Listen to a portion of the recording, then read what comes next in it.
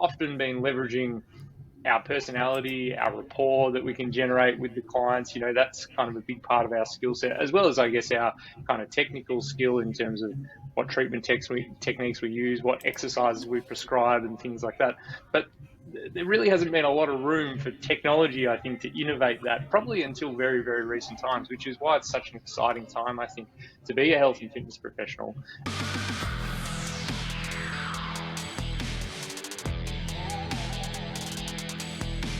Welcome to Phys with me, Aaron King, a podcast for exercise physiologists and health professionals wanting to grow and scale in business.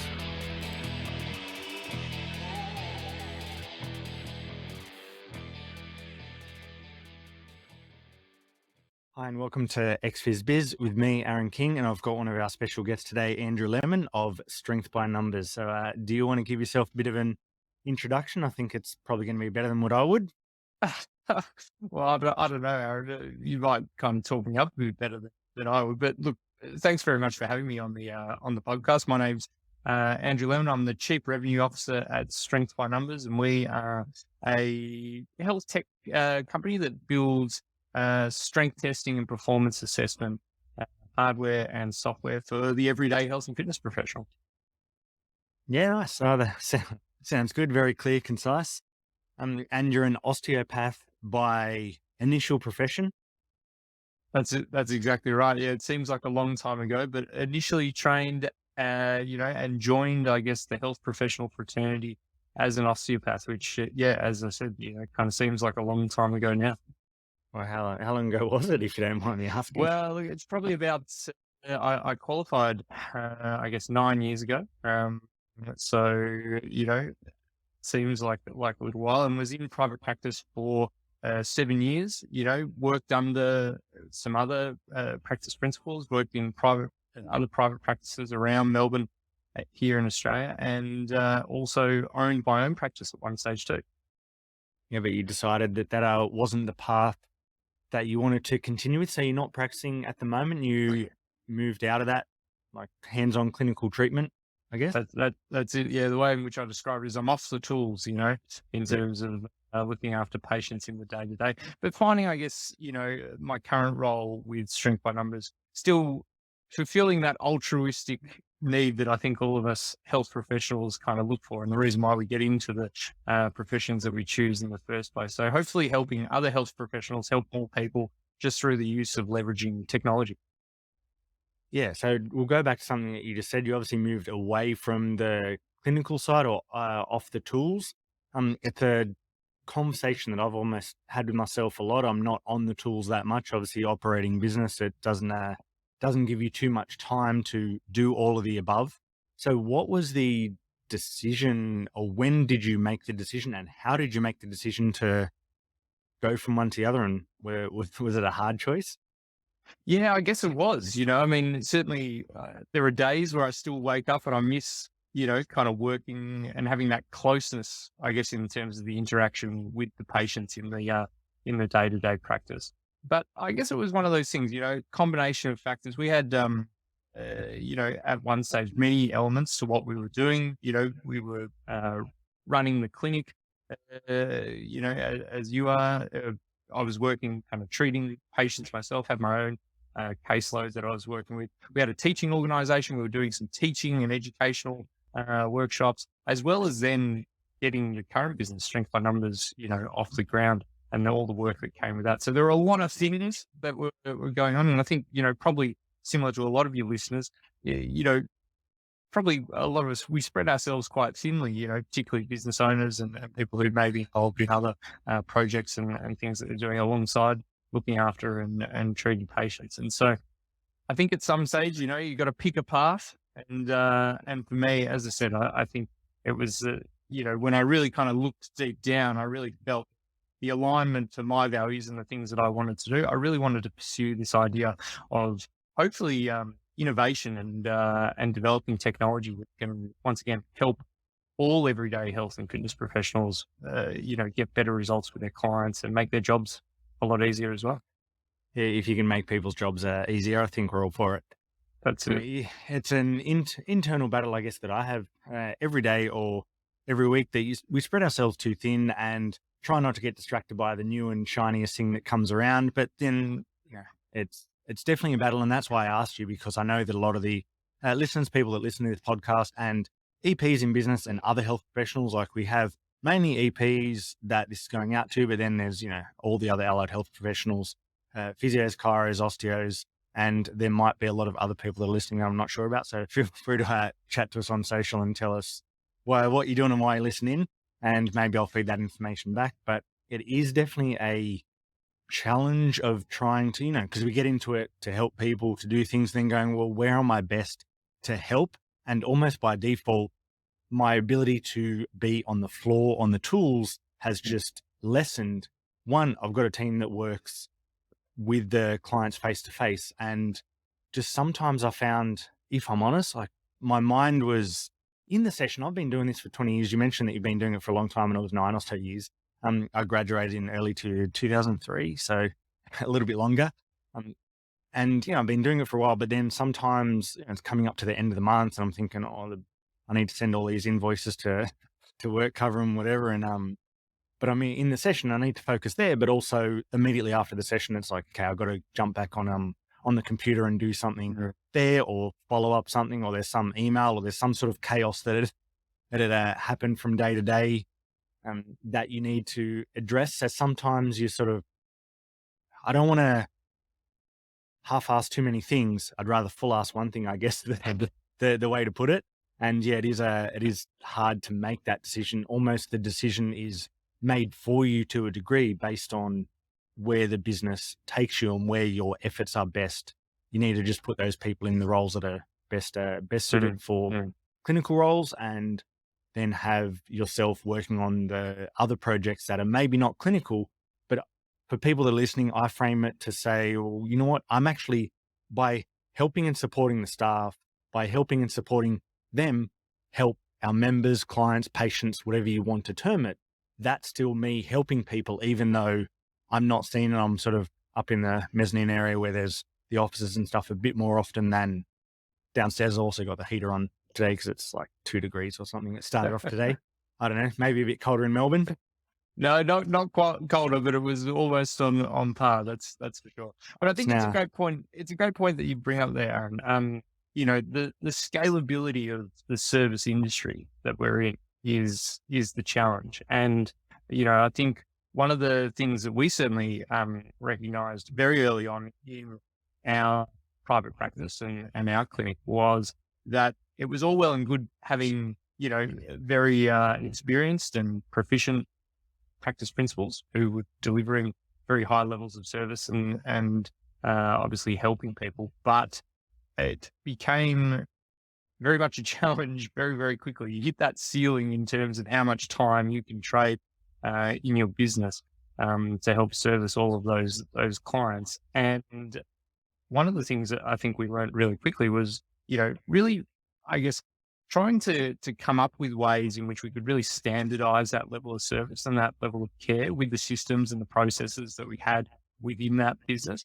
And particularly, I think that's where technology for us as health and fitness professionals is something that is probably really emerging in that kind of space. For a long period of time, I guess, other professions have been leveraging technology to create efficiencies in time saving and cost saving and innovations and things like that have come along for a long period of time in a lot of different industries to help do that.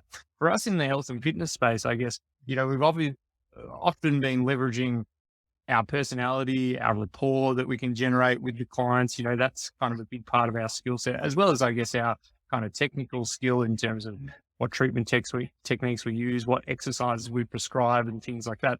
But there really hasn't been a lot of room for technology, I think, to innovate that probably until very, very recent times, which is why it's such an exciting time, I think, to be a health and fitness professional, because there's a lot of change that seems to be going on in that space. Yeah, definitely. You obviously spoke about leveraging your time. That I know that for us, like I set the rough parameters, I guess, at around 70% of the time we want to be seeing clients or patients or members, because from a business point of view, like we obviously, if we're not seeing enough clients or patients, then can't keep the doors open. But I realized that we don't want to set KPIs and say, well, you need to do this many billable hours, because that's my job to make sure the doors stay open. It's not the team's job to worry about that stuff. But at the end of the day, I found that 70% was a good balance of, well, you're seeing enough clients, but you also got other time to develop other programs, to do some research, do things like that. Because I found that when you maximize, you hit your ceiling and 80 to 90% of your time is spent with clients, like, it's pretty full on, especially depending upon what types of clients you're seeing, because you're on your feet, you're thinking all day. And even if you're not on your feet, like, it's just a lot of thought that goes into each client and how to help them best and how you can support them.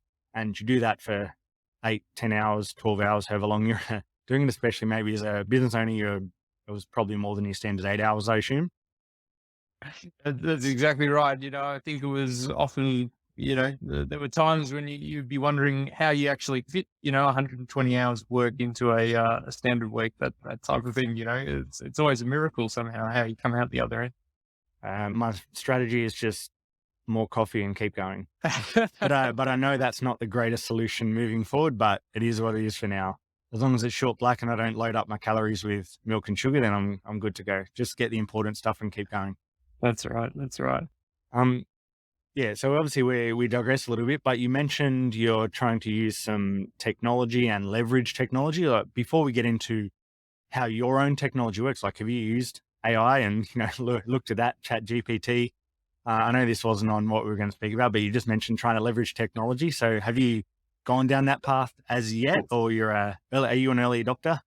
Well, of course, I think if you kind of, leaving tools that are available unused, you're probably doing yourself a disservice. And I mean, interesting that you chose to speak about that, because I think as we speak, at this very point in time, that's obviously the pinnacle of where technology is probably advancing to at the moment. So yes, certainly utilize AI and AI based technologies, large language models where I can, certainly to save time and efficiency, whether that be replying to emails, creating social media content, writing out reports, or kind of other documentation that we do. We utilize that a lot. So it's definitely the pinnacle. And certainly I'm very interested in where that kind of goes as well, from from the interpretation of kind of health and the recommendation of interventions from a healthcare perspective. I think there's some very interesting things to come from that, probably in the near future as well. Yeah, I think it's definitely early days. And I mentioned it to you and I asked you about it because I thought, with all your technology and things that you're working on, for sure you're an early adopter, and you would have said, yes, you are. You are utilizing it. So I was just curious about that.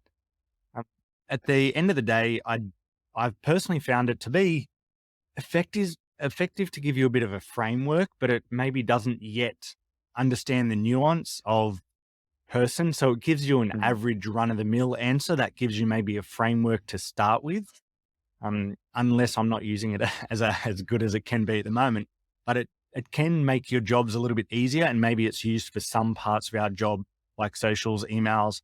Like, we know that when we get an email that it says, "Hi, Aaron," in the top, they didn't write the email individually. Like, that's just how it is. And I think we've accepted that. So I think we're accepting technology and automation as normal when you reply to someone on social media and you get a message back immediately. Like, that's not them actually replying if it's one of those standardized answers. So it was already there. It's just now we're able to utilize it a bit more and maybe bring it across other parts of the business. So going from emails to social media to then go into, helping us write reports, or at least provide the framework of that. Because I don't think it's yet ready for the nuance and understanding, and it's got a very basic understanding of certain conditions and things like that at the moment. But it's definitely a start, and I imagine that the more information is fed into it, the better it'll get. So it's probably average now, but going to be better in the future, and we should at least play around with it so you can learn, so you're not on the back foot. I think the beauty of all technology, and particularly its application in a health and fitness space, is that there are a lot of people who are probably very worried in other professions at the moment that robots and AI is going to totally replace them. For us as health and fitness professionals, I think we're very fortunate. As you said, the nuance of the person. I don't think we're going to get replaced anytime soon in our understanding and our ability to interact and work with people, particularly from that service standpoint. So that's a good thing, number one.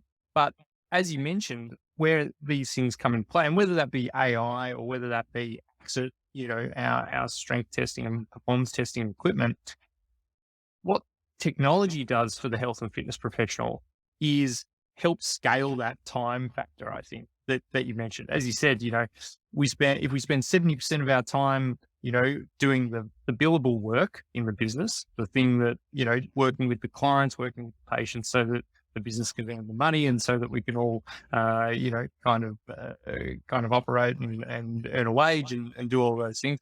But we've got to spend 30% of that time doing the unbillable stuff, the boring stuff, the admin stuff, whether that be, kind of writing the reports or, kind of doing the accounting and all of those things.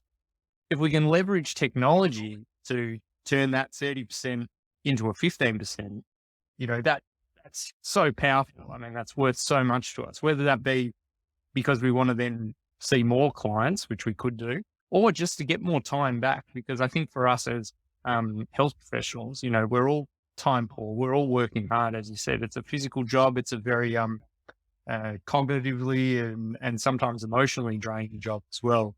We need to get time back. And that's where I do truly believe utilizing technology in all of its different forms, particularly for us as health and fitness professionals working in the everyday setting. There's lots of things that we can do. And it's just such a transformative time as well, in that space. There's so much just to come. Yeah, absolutely. So as long as the client's getting a value, and they might get 10 hours of value based on the resources you've provided or the things that you've developed, but it's only taken you a lot less than that. So at the end of the day, if the client's getting a value, I don't think it matters whether you spent 10 hours on the 10 hours of support for them. It's just, as long as they're getting the value and they're getting what they want out of it and you're gaining some time back, then you're finding a good balance with that, I think. Absolutely. Absolutely. And I love that concept, right? The idea of we're not trading our time for money. We're trading the value that we deliver to that client for money. And that could be in so many different forms. There's so many different ways in which you could add value to that client beyond just, them taking up your time and you advising them, one-on-one. Yeah, absolutely. So you've got some technology going on that's trying to make the jobs of clinicians and team members, clients, patients better as well. So tell us a little bit about that. Well, that's it. I mean, this is the thing that we're obviously very, very passionate about. So our business, Strength by Numbers, we developed a product called Axit, which is, the nomenclature for assess it.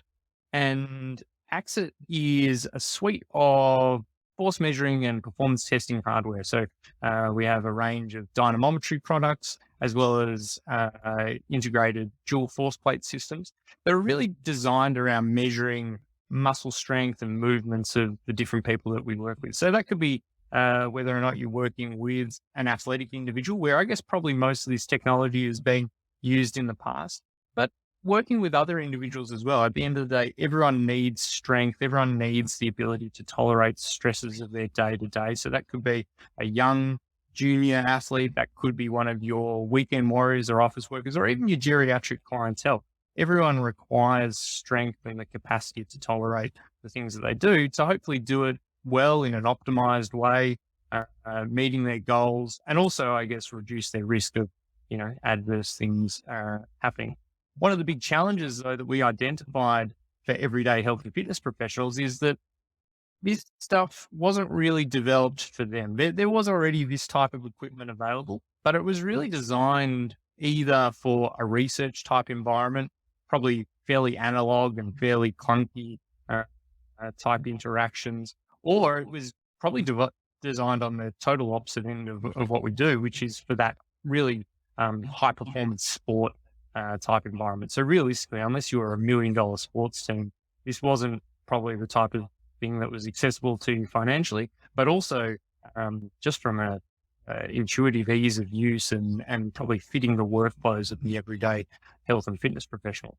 So we developed Axit, and Axit's really designed, I guess, to kind of meet in the middle there, kind of modernize some of this older technology with, kind of wireless connections, very intuitive displays, very fast and quick to use so that it doesn't take up any time in your consultation.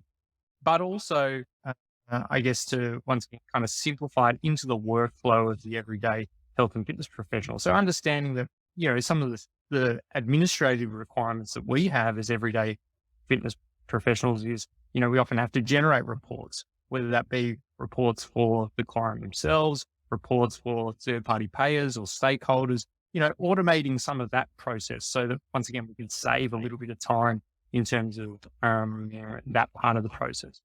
Acknowledging that for a lot of us, we have to keep very good notes and, maintain our compliance in that sense. So making it really easy to copy and paste all that data and all of those results from your testing into your PMS, once again, to save heaps of time. And it's the type of thing, if you can save 15 minutes a day, just in terms of some of that administrative tasks, I mean, you might save an entire working week by the end of the year. So we really like to think that Axit is out there, not only helping people make better decisions by helping them understand their clients in terms of where they're at, how they're progressing with their exercise interventions, if they're getting toward their goals, and driving, I guess, the motivation of the buy-in from the clients utilize type of assessment. Because I think what we're finding in the exercise space is that everyone is very well educated on health and wellness metrics these days. Everyone's got an Apple Watch. Everyone's using apps to track their, their performance or their health and their well-being, all these things. So the clients themselves are really expecting this type of thing now. So we're helping to deliver in that sense and make it easy for the practitioners, obviously, to kind of show that improvement and where people are getting to. But once again, trying to make people's jobs a bit easier too, because I think that's one of the most important parts of it all. Yeah, I think if you can sell it by saying that it's going to make your job easier, then I'm sold. Like that's it at the end of the day, making the assessments valuable to the clients, but also making it useful to us as business and a little bit quicker and more succinct, because you don't necessarily pay for specialist time, but you pay for the advice and getting the value. So I guess that's where what you're trying to do with your products is make sure that it's valuable, not necessarily more time consuming. I did like something that you said before, that your target is the average clinician and the average client. You're finding the balance between, not necessarily needing to have it in an elite sporting organization. And even if you are a sports scientist in an organization, you're not generally well paid. Anyway, you're not you're not the talent, I think, in a lot of these places. Just as a side note, I have seen some of the ads. I don't know if you've seen in the past where large multi-million-dollar organizations are looking for sports scientists and health professionals, and they're volunteer jobs. Yes. Yeah. So I don't know if that's the way that we should go. Like it's for some people, but takes a little bit of time to get in there. Well, look, and I think the other part is multi-million-dollar sports clubs and things like that.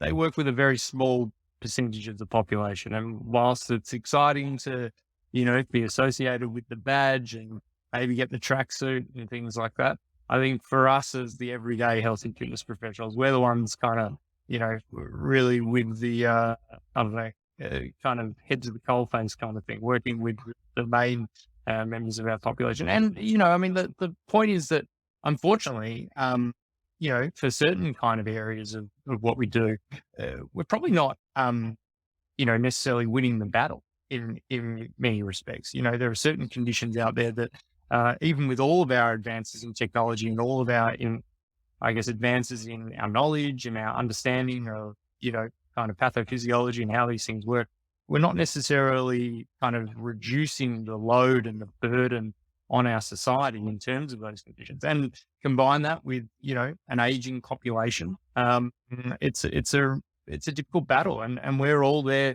kind of working really hard to try and enhance our community, not just our very, very local community, but I think our community as a whole, whether that be at a national level or even at a global level. So this is once again where I think technology is going to help enhance that. It's going to make the delivery of high level health and fitness services more accessible to everyone. And we're going to be able to deliver even better outcomes and even better results just through leveraging, kind of, once again, better understanding, being able to have more time to provide higher levels of service and care, and once again, at scale to people, not even just in your community. I wouldn't be surprised in a very short amount of time, all of us, we might be working with people, miles and miles and miles away, because it's just so much easier for us to kind of gain access and communicate with one another. Yeah, well, even just as you say that, we've developed a bit of an online program for different clients and things like that. We started during the lockdowns and COVIDs because we obviously had no choice but to do that. But it was a valuable service. Like our clients that are face to face, we can, I guess you would call them like a hybrid client. So they get online resources, online access to our app and things like that, but they also see us face to face. So face to face is the main service, but then they just get delivered, I guess, education and things like that online, that they can go resources, they can look at their programs and stuff like that. But we've recently got, I think, Puerto Rico, USA, UK, Belgium, Holland or Netherlands.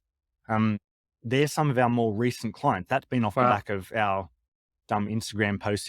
If I'm honest, I don't know if you've seen any of that, but yeah, we had a couple of posts that went viral and it went around the world overseas, and we've had some engagement there.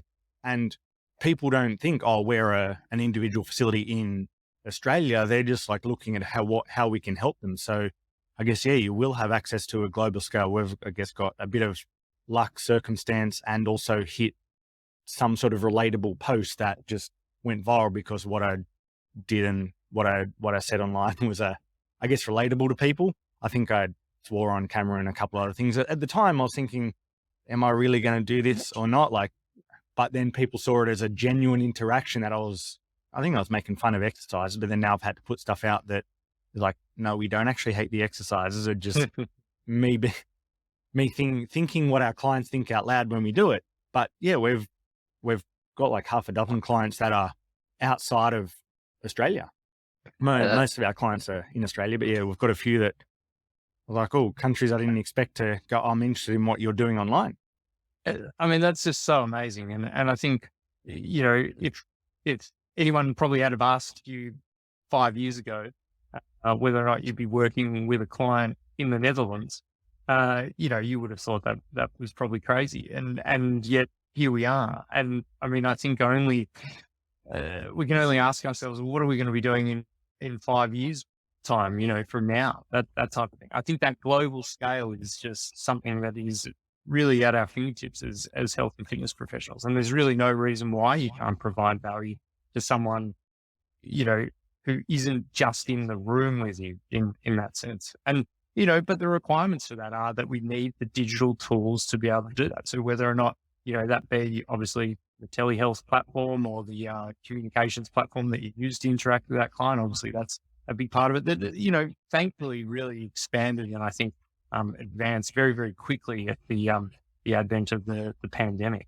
But, certainly I think there will be other tools too, ways in which we can maybe assess people remotely in a better and more effective way, ways in which we can deliver, I guess, those interventions, like the exercise programming or, potentially even treatment techniques or things like that, once again, remotely and at scale. And then, of course, being able to kind of track and progress, I guess, how that client is going. We're making sure that they're achieving their goals. All these things are just starting to come together, and it's just such an exciting time to be a health and fitness professional.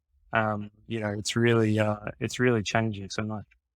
Yeah, absolutely. It's definitely accelerated the acceptance of being online and interacting, but also there was an element of, like I said before, our job is not going to be obsolete at this point in time, because if the pandemic did tell us anything, we kind of are social beings and we need some level of social interaction. And that was, people missed exercise most.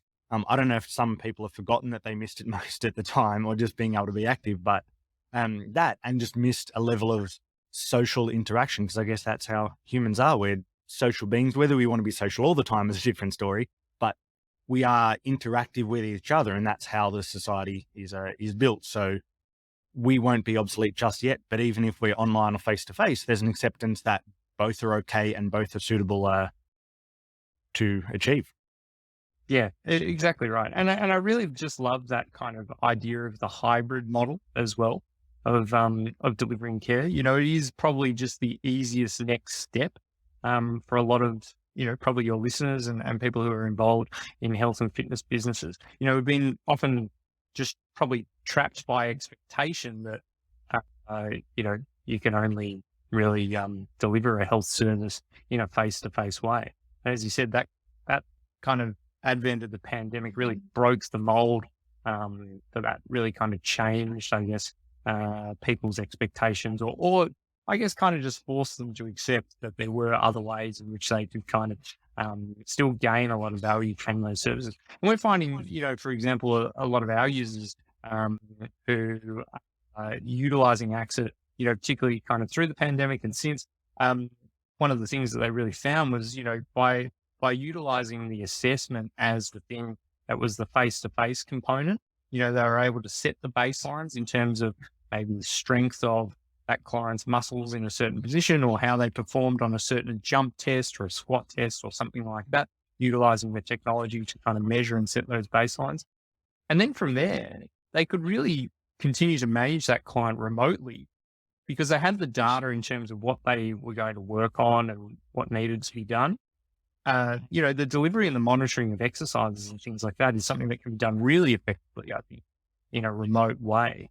But then after, you know, a period of time of delivering that remote service, then having that hybrid element of getting the client to come back for that kind of reassessment, once again, setting those objective numbers on their progress, hopefully showing, you know, great 30, 40% improvements, you know, across the board, and then maybe refocusing the exercise plan from there. So this idea of, you know, I guess the in-person stuff for maybe some of the assessment, the ongoing hybrid care to the ongoing management, and just being able to being kind of scalably, probably see more clients in that way. And once again, see more clients, but delivering still a very high level of service, very high level of value.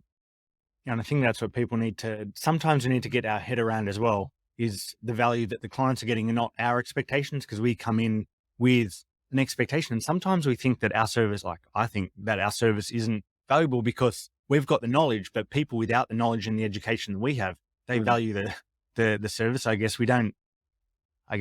any of us, if we're not too narcissistic and ego driven, we kind of devalue ourselves, and we probably shouldn't. We're like, well, what are the clients getting out of it? And if they're getting the value, then we don't need to trade time for money. It's value for money, I guess. And that's like anything works now. Yeah. And I think there's some other really interesting examples of that too. You know, I mean, once again, just getting away from this idea of just trading a consultation block of time for you know, for a fee.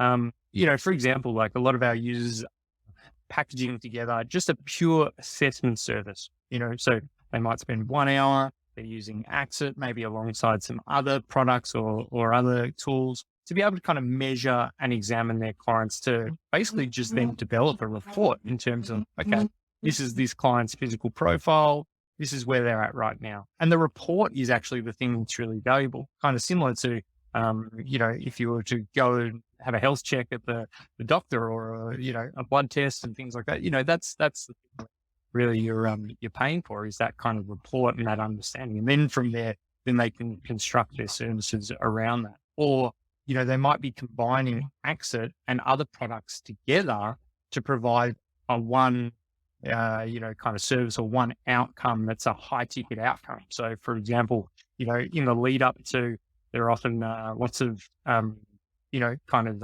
endurance running events here in Melbourne. We've got a few different marathons that occur through the year. A lot of people decide all of a sudden that they're going to become a marathon runner and tick that box, you know, so it's a bucket list item. People are really focused on it. You know, a lot of our users are doing things like creating like a 12-week kind of running or, you know, first marathon type service or something like that, where, you know, there's an assessment early on in the process. They identify some things that can be worked on, you know, hopefully to, enhance that person's performance, reduce their risk in some way. They might provide some other services as part of that. There might be some reassessments in there. You might get, some other tools involved. Maybe you throw in something like a foam roller or, kind of a voucher from one of the local running shops in terms of, getting a new pair of shoes or something like that. But it's the combination of all of these different kind of elements together as a package. That's something that can be a really high value, high ticket item that if I'm wanting to tick off that bucket list, I just want to make sure that I get there. So I'm willing to spend, the money to guarantee that. That's not a problem. And I want to get the best possible outcome. So just some of those different ways in which I think, the listeners can think about how they're delivering their services and maybe the packaging. Once again, it's about the customer experience. It's about the outcome. It's about the value. If you can kind of package that together, then really, you can kind of create lots of different ways in which you can add value to people beyond just, once again, trading time for money. Yeah, you just thought, maybe I should put a marathon on my bucket list, but I don't really want to train for it. So I wonder how good it is to just do a marathon without training. Can I just put that on YouTube? Maybe I can. Maybe that can be a YouTube video. I don't know if my video would last long enough though to over my time. It might be, you might need to speed it up, but look, there could be some viral elements to that again for you, Aaron. Particularly, I think the pain on your face at the end of it all might get a lot of likes. I would say. Oh, I think pain always gets likes. I think. So if allied health professionals are looking to go into business, what's your advice if they're a clinician or they're just thinking, look, maybe business is the way. What's your main advice if someone's going to jump into it? And I think that's probably the only, or jump on it. It's a great question. Look, I think definitely don't underestimate doing a lot of research before getting into business and kind of, I guess taking the plunge, for sure. Things like, obviously researching your demographic, your area where you're going to open, that type of thing is going to be really, really important. But also, I think, some of the best businesses, I've got the great fortune of, I interact with a lot of our customers. So I've managed to see hundreds and hundreds and hundreds of healthcare businesses around Australia and lots of different ways in which people are doing things differently as well. And I think there's a lot of room for that niching of health and fitness businesses as well. Being a generalist is great in the sense that, you can potentially work with anyone. That's fantastic. But often the challenge with that is that when you're a generalist, it's very hard to try and target and find those clients initially, because there's probably going to be a lot of competition wherever you are. There's probably already businesses that have been established for a very, very long time, and people already go to and see them. They're probably already delivering, good levels of service. So, it will take time for people then to cycle around and maybe find you. Whereas, for example, if you are a health professional that deals specifically, once again, with runners, or a health professional that deals specifically with golfers, or a health professional that deals specifically in aged care, or, working in a certain workplace assessment and an off health kind of setting. Those are the kind of niches where then where those customers or where those clients can potentially come from. There are other businesses that serve and work with those businesses, and it's a lot easier to partner in that sense and probably get the business, up and running. And then from there, maybe there are more things that you can do. So I really wouldn't be afraid as a health professional to be a real niche specialist in many ways. And then if you are doing that as well, the great thing about that is you can really construct that service and I guess the way in which you add value around that. So that might be, once again, the use of specific tools and specific technologies that are focused on that specific client group, things that are needed for those individuals. Because I think customer service and I guess customer experience is something that for us as health professionals, we probably don't naturally think about that. But if you go into any other business, into any other shop and things like that, there's a certain customer experience that you get, and all the great brands, all the great businesses that you can probably think of, they've probably got something that's very focused, whether that's the aesthetic of, how the business looks, the way in which the service is delivered, the way in which things are kind of followed up, the communications, all those things are really well aligned in great businesses. So don't be afraid to be like that in a health and fitness service as well, because the generalist idea where a lot of health and fitness businesses probably go into make it very hard to construct that experience and to necessarily find those clients and get that business off the ground.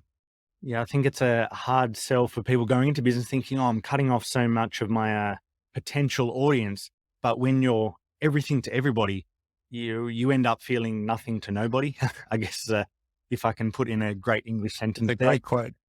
Yeah, because if you look at, like, if you're going into a restaurant and you see 20 things on the menu or 30 things at that local corner shop, you're like, I don't really know what to choose. I'm not sure if this is for me. But if you go into the restaurant, it's like, we do 4 things and we do them well, then the restaurant are packed. Obviously, healthcare is different in the sense of the services provided, but people know what they're expecting and know what they want, and they'll go there and they'll often value the specialist at whatever job it is. They'll value the experience a little bit higher than somebody else. So there's a little bit of that. And at the end of the day, if you're a health professional, you're not the commercial gym on the corner that to make ends meet. They need thousands of people. You might only need, out of your whole demographic and whole area, like 100 or something like that, that's ongoing. And that's going to be a good, solid business model. So you're not looking for thousands, you're just looking for the few, and they'll pay more for a specialized service because they'll value it higher. And you can obviously be the specialist there. You don't need to have only one niche in the long term. You might like a few different things, but probably start with one and then branch out, instead of the other way of start with everything and then realize what you like. Yeah, I think that's such a great point as well. The fact that you don't need hundreds of thousands of clients to be successful. You just need a core group that you do such a great job with. And once again, you'll be able to continue to optimize and care for them. They'll probably be your raving referrers. They'll be telling everyone about the amazing service that you provide. You'll probably end up treating and looking after their entire family. Just all those things. So if you can just really focus on that amazing service in that niche, I think it is a really successful strategy for a lot of health and fitness businesses. Yeah, absolutely. So what do you wish you knew before you started that you know now? Like, what would you change, or what do you wish you knew before you started? Definitely that, a great business can't just be all about you, or can't just rely on you. It can't just be bottlenecked into you. You really need to be able to,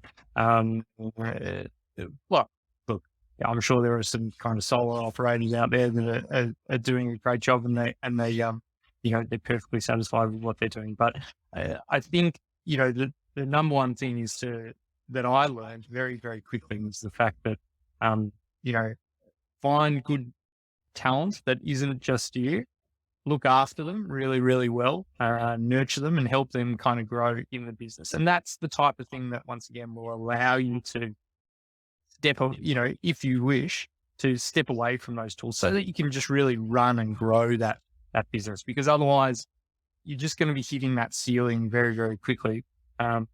And unfortunately, it can just make it really challenging, I guess, to go beyond a certain point. So that's probably the one thing that I probably wish I had have maybe thought about or focused on a little bit more, particularly early days. Yeah, that it wasn't just about yourself, or you shouldn't build it just around yourself, and you do need other people because it'll grow quicker. And I think some people I want 100% of the pie that I have, but then in some business models, like some 100% is fine. But you go, you know what, actually 50% of something that is 4 times as large is clearly going to be better than 100% of something that's not there. So you can get to the end result, or not the end result, like just to a higher result, to a better performing service quicker. And your piece of the pie might be smaller, but your entire pie might be massive. I guess that's one way to look at it if people are looking down that path. So in business, everybody fails, everybody stuffs up. Yeah. Is there anything that you feel like sharing that you sort of stuffed up along the way, but you learned and what not to do, and then what you did better?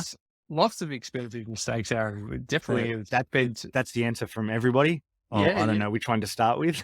Yeah, exactly, exactly. Where do you want to start?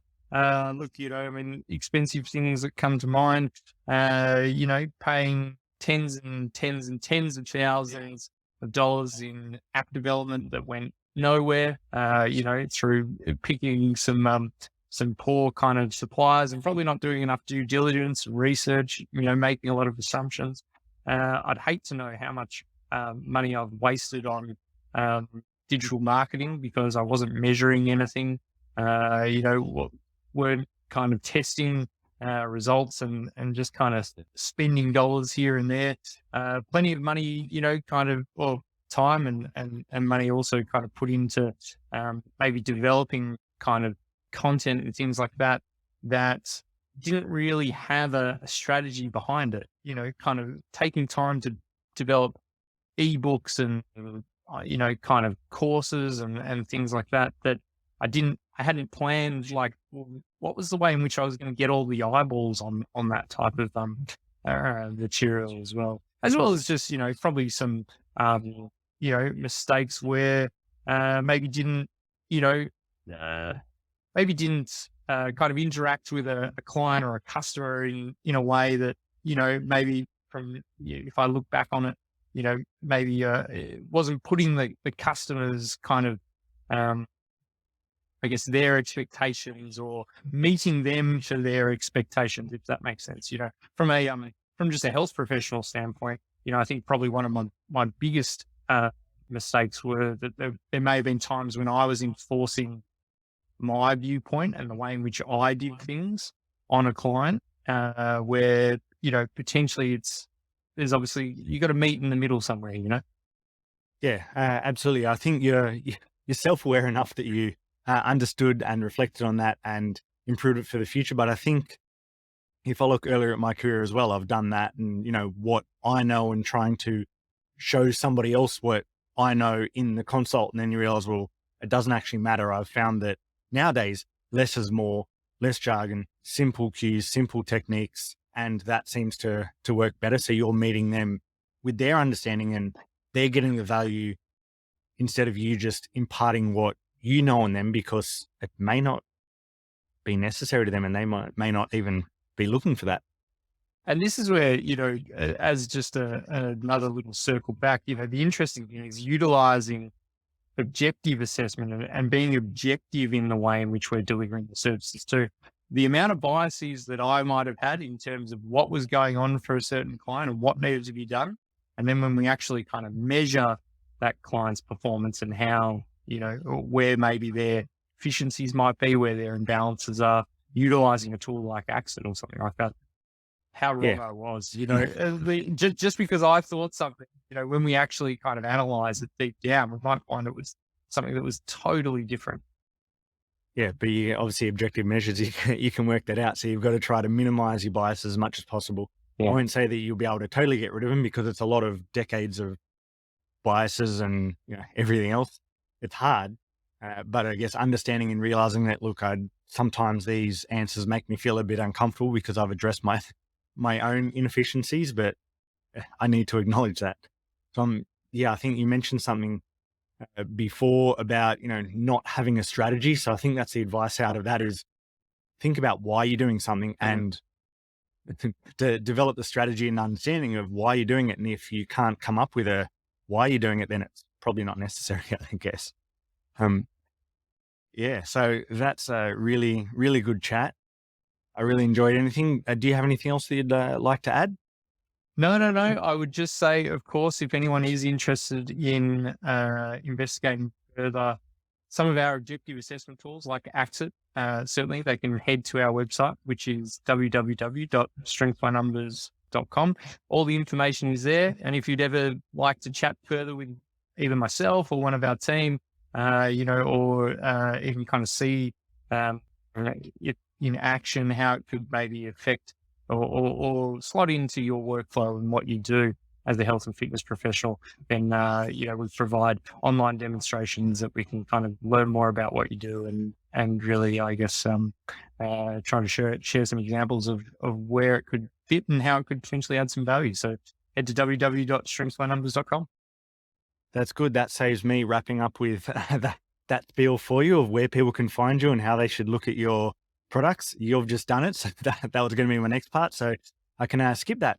So where else can people reach out to you? So obviously your website, you're somewhat active on LinkedIn. So where's the best place to grab you? Is it email? Is it your website? Is it LinkedIn? Where is it? Yeah, of course. Yeah, LinkedIn. You can find me just Andrew Lemon, Strength by Numbers. If you search that, no doubt I'll come up. I'm always happy to connect with people. That's totally fine. Or reach out to me directly, andrew.lemon@strengthbynumbers.com.